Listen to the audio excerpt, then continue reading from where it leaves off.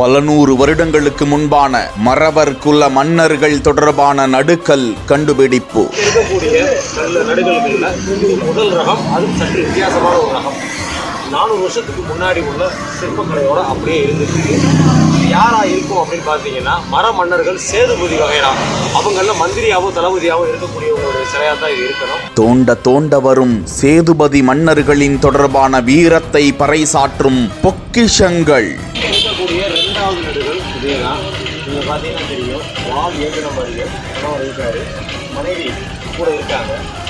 இது வந்து நடுகள்லேயே முதல் கல் சதிக்கல்னு சொல்லுவோம். என்னன்னு கேட்டீங்கன்னா, அதாவது கணவன் இறந்த உடனே மனைவி உடன்கட்டை ஏறுறது. அதுக்கான முதல் பாத்திரம் என்னன்னு பார்த்தீங்கன்னா எலுமிச்சம்பழம். உடன்கட்டை ஏறின எல்லா பெண்களுடைய எலுமிச்சம்பழத்தை ஏற்றின மாதிரியே நம்ம சொல்லுவோம். இவங்களும் இந்த போரில் இறந்துருக்காங்க. இது எல்லாமே ஒரே காலகட்டம் 400 வருஷத்துக்கு முக்கிய ஆரம்பம்னா. யார் இந்த மரமன்னர்கள்? எங்கு இந்த கற்கள் கிடைக்க பெற்றது? அங்கு மேலும் தோண்டினால் பல புதிய வரலாற்று பொக்கிஷங்கள் கிடைக்குமா? இது இங்க இருக்கக்கூடிய 3வது நடுகள். இதுவும் அதே தான், உடன்கட்டை ஏறினது தான். கணவர் உட்கார்ந்துருக்காரு, மனைவி எலுமிச்சம்பழத்தோட கையில் கை தூக்கி பிடிச்ச மாதிரி உட்காந்துருக்காங்க. இதுவும் உடன்கட்டை ஏறினது தான். இதுவும் 400 வருஷம் அதே காலகட்டத்தை சேர்ந்த நடுகள் தான். பாண்டிய நாட்டில் கிடைச்ச நடுகள் இவ்வளோ அதிகமான நடுகள் ஒரே இடத்துல இங்கே மட்டும்தான் இப்போதைக்கு கிடையாது.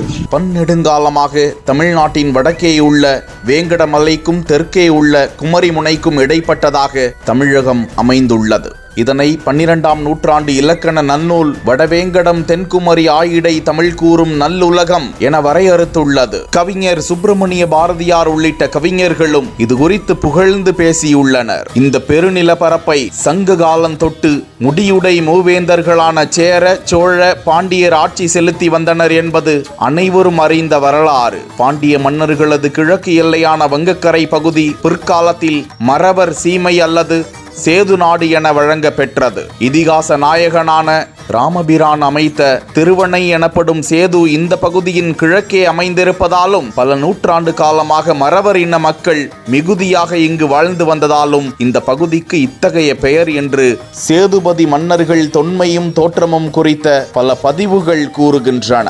சேதுபதி மன்னர்களின் ஆட்சியில் பல போர்களை அவர்கள் கண்டிருக்கிறார்கள் என்றும் பல வெற்றிகளை உரித்தாக்கி தமிழ்நாட்டை காத்திருக்கிறார்கள் என்றும், மேலும் சேதுபதி மன்னர்களது தெய்வீக திருப்பணிகள் குறித்து பல ஆய்வு தகவல்கள் கிடைக்கின்றன.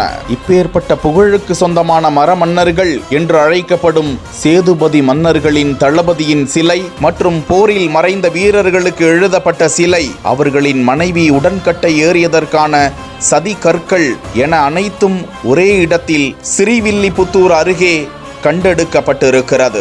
இந்த நடுக்கல், சதிக்கல் உள்ளிட்ட 4 விதமான கற்கள் ஒரே இடத்தில் ஆச்சரியமூட்டும் விதமாக கிடைத்திருப்பதால் அந்த பகுதியை ஆய்வு செய்தால் அந்த பகுதியில் போர் நடந்ததற்கான தடயங்களும் மற்றும் மேற்கூறிய ஆவணங்களும் கிடைக்கும் என்று தொல்லியல் வல்லுநர்கள் எதிர்பார்க்கின்றனர்.